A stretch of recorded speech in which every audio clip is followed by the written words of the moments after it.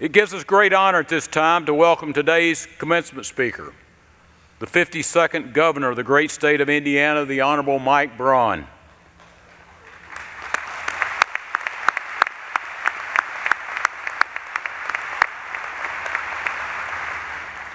Governor Braun spent his career as a Main Street entrepreneur, building a business and creating thousands of jobs for the state before being elected to the United States Senate in 2018. After graduating from Jasper High School in 1972 as class president and a letterman in football, basketball, and track, he attended Wabash College.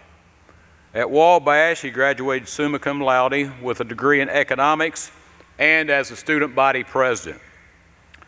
After college, the governor married his high school sweetheart, Maureen, and the two moved to Boston, where he attended Harvard Business School and earned his MBA. When he completed business school, he returned to Jasper to raise a family and build a career. In 1981, he took over a struggling farm equipment manufacturer called Meyer Body. In the early 2000s, Meyer began to grow into a regional company, and over the next 15 years, grew into a national company that employs thousands of Americans with locations in 38 states. Governor Braun began his public service as a member of the local school board for 10 years, and then as the state representative from 2014 to 2017. As senator, he led over 40 bills into law and was named the most effective first-term Republican senator. Governor Braun has been an avid supporter of higher education and education overall, not only for our state, but for our nation. He has truly been a friend of Trine University during his tenure in the United States Senate and now as governor of our state. Governor Braun is an avid outdoorsman and enthusiastic morel mushroom hunter. He and Maureen have been married for 48 years and have 4 adult children and 7 grandchildren. Will you all please join me in giving a warm Trine University welcome to our 2025 commencement speaker, Indiana Governor Mike Braun. Governor Braun.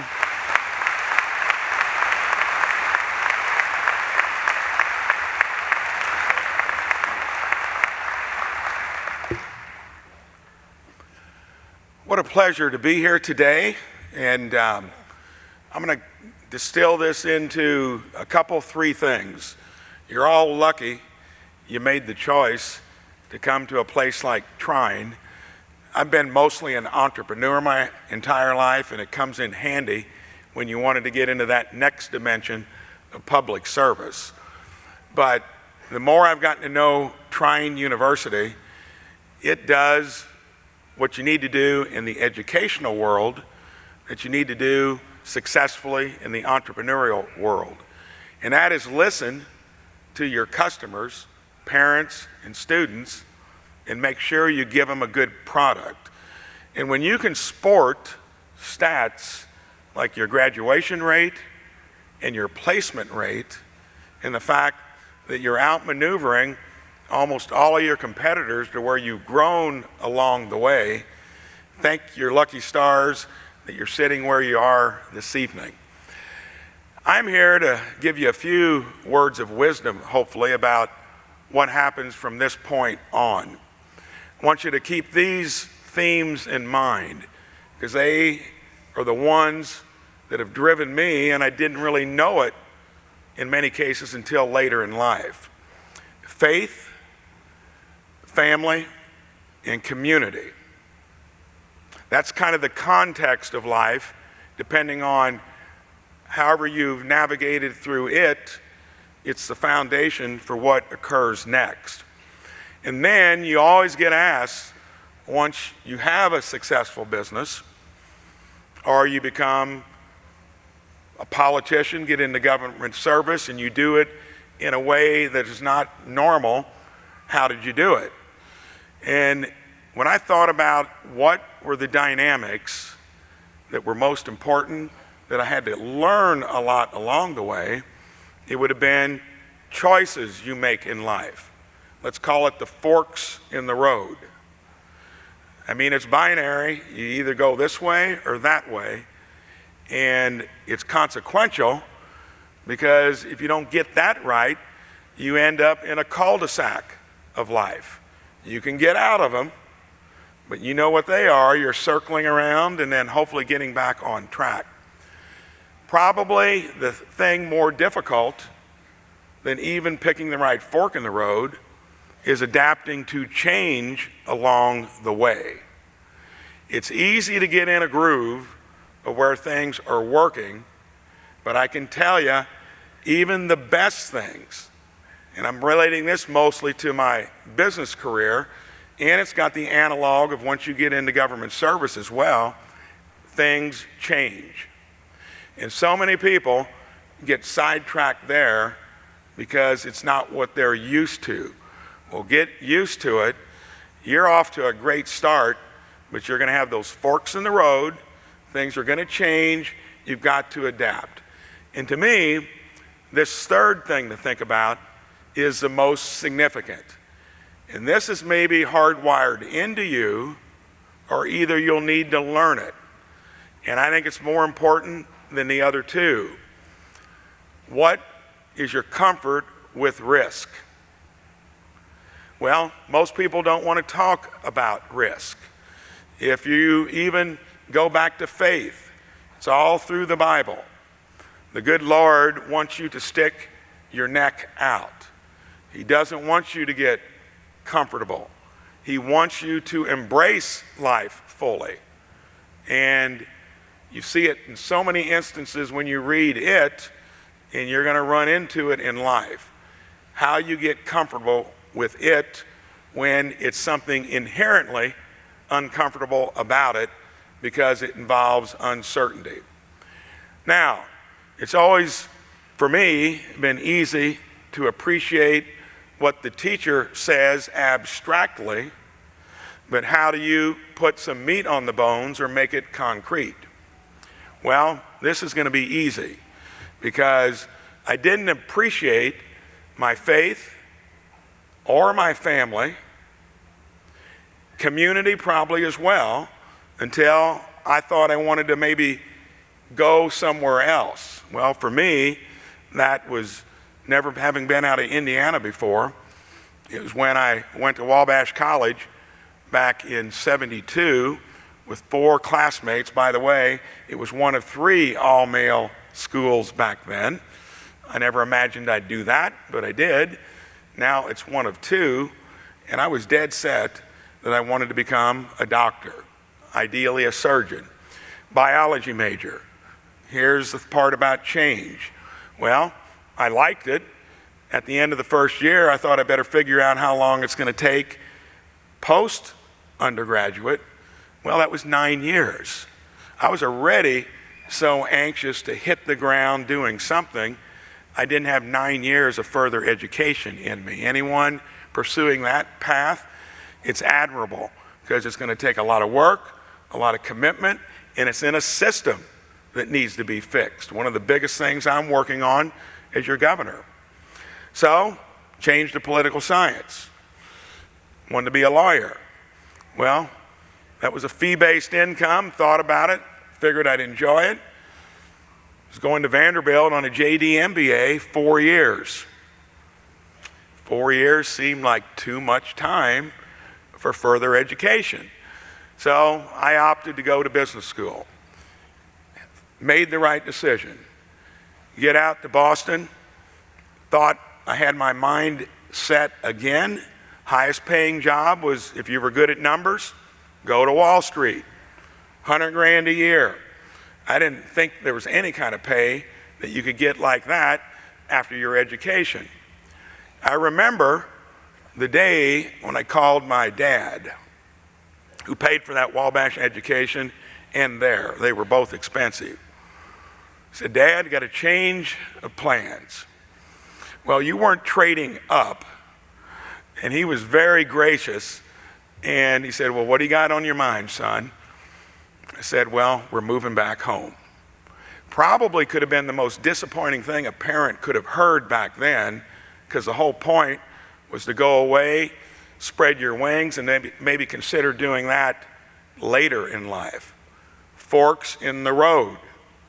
Well, my wife didn't know it, but she wanted her own business, a clothing business. Her best friend started one while we were out there. It was about number 7 in a town of 8,000 people. We didn't need another clothing store. We come from a very Catholic community where at your wedding, you average 600 people.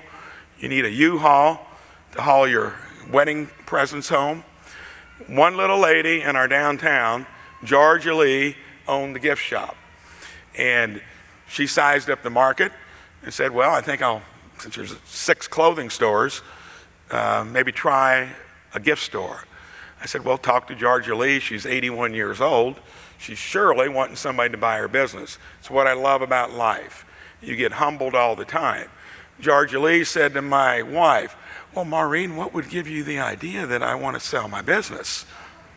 Well, she was so nice, she didn't say, well, Georgia Lee, you're 81 years old. So went around the corner, and for her 47th year as her only job in our downtown 505 Main Street. Any one of you can visit me. I did that as a senator, still out there as a governor. On Fridays, people from all over the state come in to visit. You'll see our town. We're just one microcosm of what it looks like here and across our state. We're blessed to have been dropped into it. For me, come back home, what are your options? Well, my best option was an 81.5% pay cut.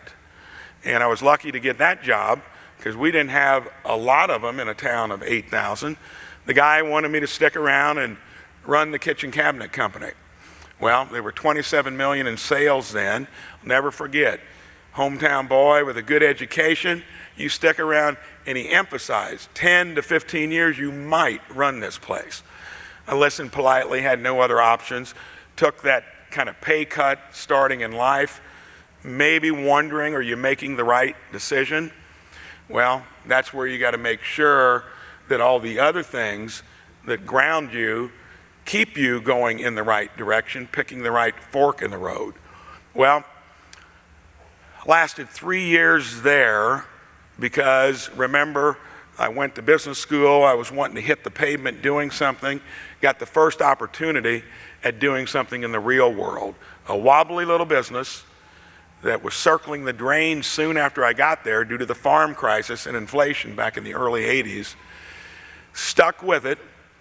Office was in a used mobile home for 17 years, 20 employees, and I wondered, have I been making the wrong decisions, picking that wrong fork in the road? Well, all of a sudden, 98 came along, had a scalable idea to build a business, and then what do you do with it? Because when things start scaling, there are more ways to get in trouble than when it's simple. Well, we were talking about the American dream earlier. You're at the point of getting ready to live it. You've already done about as much as you can to do it right at this point. All I can tell you, that took 17 years. We did grow from 20 employees into a regional company. And then 08, 09 comes along. Everything you've been doing, you're selling something into the automotive market.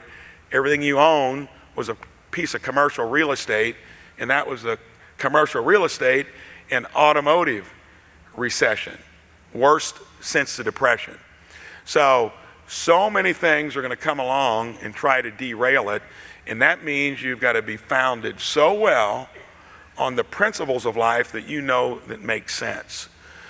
Then 4 kids come along. That was a dream, 3 of whom run the business I ran for 37 years.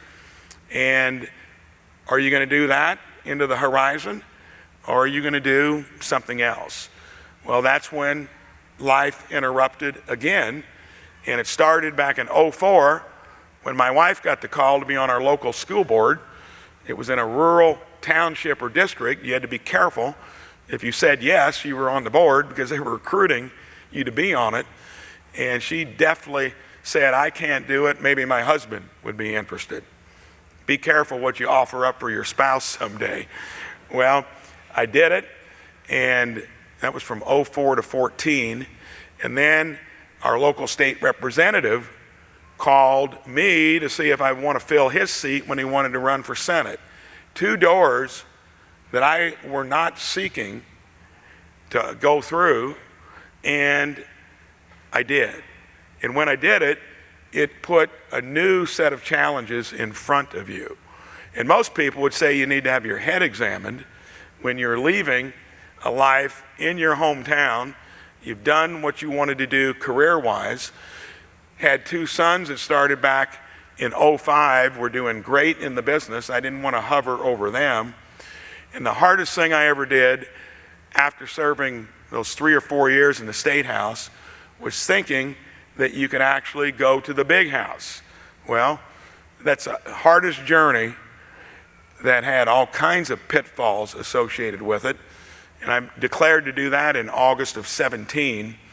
And that was 15 months, 14 to 18 hours a day, 6 days a week, that you had to pull upon all the things that I mentioned. Faith, family, and community had evolved into a solid underpinning that I actually understood why. And then when it comes to picking the right fork in the road, adapting to change, well, I was going to have to adapt to more change in a short period of time than ever.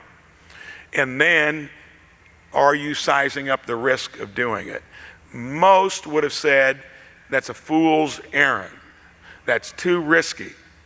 You have not invested enough time and effort in the farm system of politics or government.